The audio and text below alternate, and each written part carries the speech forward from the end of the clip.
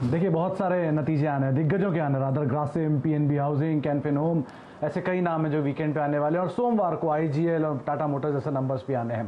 पहले इन दो दिग्गजों की बात करते हैं, टाटा मोटर्स और आईजीएल।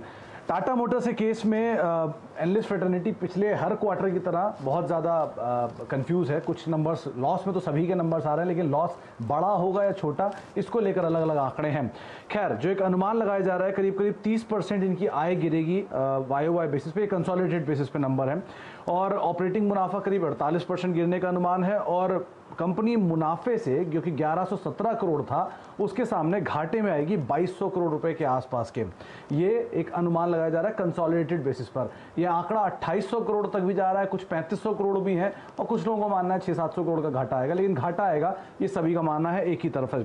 इनके जो वॉल्यूम्स हैं उसमें करीब करीब 30% के आसपास के डिक्लाइन की बात की जा रही है, क्योंकि इनके जैगवार के वॉल्यूम भी हैं। स्टैंड लोन में तो ये कंपनी ऑलरेडी घाटे में और ऑपरेटिंग घाटा वहां पर आता हुआ दिखाई पड़ेगा, लेकिन जैगवार के नंबर्स भी थोड़े ढीले रहेंगे, मार्जिन भी वहां पर ढीले आने का अनुमान है।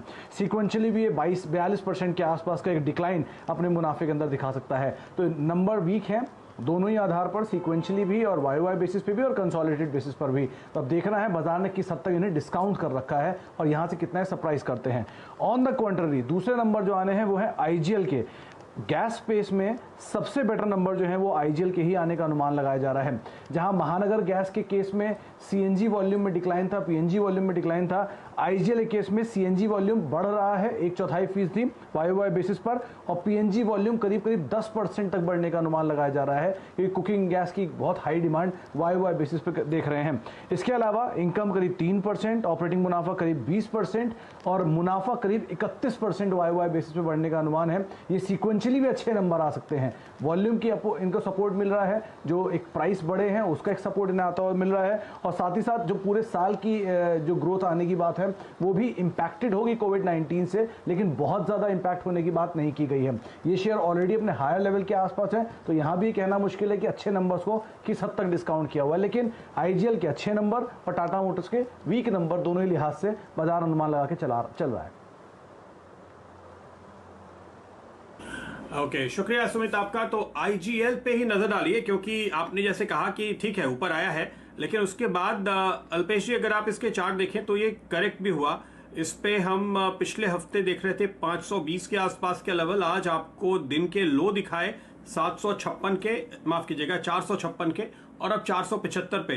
तो एक अच्छा डिप मिला है और सपोर्ट के करीब है।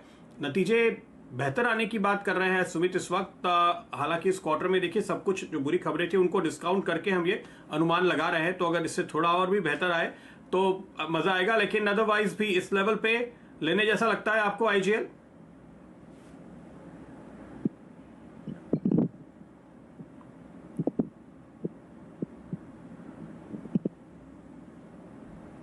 नहीं, मुझे लगता है अल्पेश जी को मेरी आवाज शायद नहीं पहुंच पा रही है। आईजीएल इंद्रप्रस्थ गैस की हम बात कर रहे हैं। श्रीकांत अगर आप इस चार्ट पर नजर डालें। प्रदीप जी, आईजीएल वैसे हमेशा ही एक आउट परफॉर्मिंग स्टॉक रहा है और इस बार भी जब ये मार्केट जब गिरा था तो ये 290-300 रुपए तक गिरा था। उसके बाद लगातार बढ़ते हुए वी शेप रिकवरी में ये स्टॉक 470-480 के करीब आ चुका है। और ऐसे जो वी शेप रिकवरी वाले स्टॉक होते हैं वो मुझे काफी पसंद होते हैं, क्योंकि इनमें एक जो फॉर्मेशन बनता है वो क्लियरली इंडिकेट करता है कि बिकॉज ऑफ सम इवेंट वो स्टॉक गिर गया है और वापस उसमें एक वैल्यू इमर्ज हो रही है।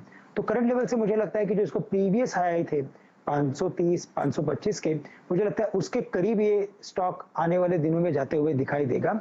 वेरी शॉर्ट टर्म में भी काफी सपोर्ट के नजदीक है, तो 460 रुपए के स्टॉप लॉस के साथ इसे लॉन्ग किया जा सकता है और जो इमीडिएट टारगेट्स रहेंगे वो रहेंगे 500 रुपए के, लेकिन इवेंचुअली मुझे लग रहा है कि 530 के टारगेट्स को अचीव कर सकता है। राय आपको इंद्रप्रस्थ गैस पर मिल रही है, जिसके नतीजों पर जो अनुमान है सुमित जी ने थोड़ी देर पहले आपको राय दी।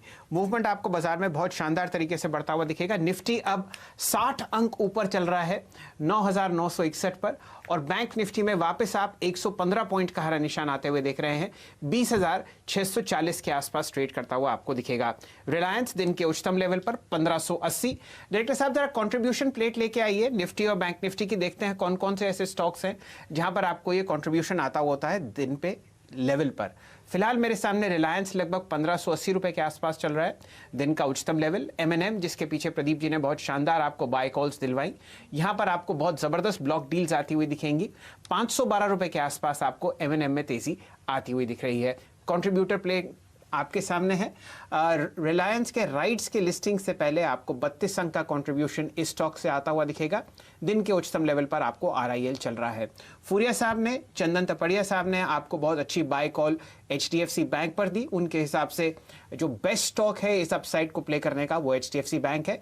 बजाज फाइनेंस में प्रदीप जी बहुत अच्छी तरीके से ट्रैक कर रहे हैं। दिन के लोएस्ट लेवल से आप एक शानदार 10% का बाउंस बैक आते हुए दिख रहे हैं। इसी तरीके से निफ्टी बैंक का जो कंट्रीब्यूशन प्लेट है आपके सामने, इंडस, ICICI, HDFC बैंक और SBI की वजह से आपको ये तेजी आती हुई दिख रही है।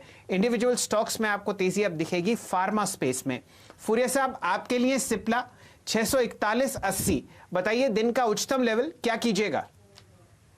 या शैल जी, ये समय तो बहुत ही अच्छा सा सपोर्ट लिया इसने 620 का जो एक रीजन था वो वहां से, और यहीं से ये पलटा है और अपना अपसाइड पे मुझे लगता है कि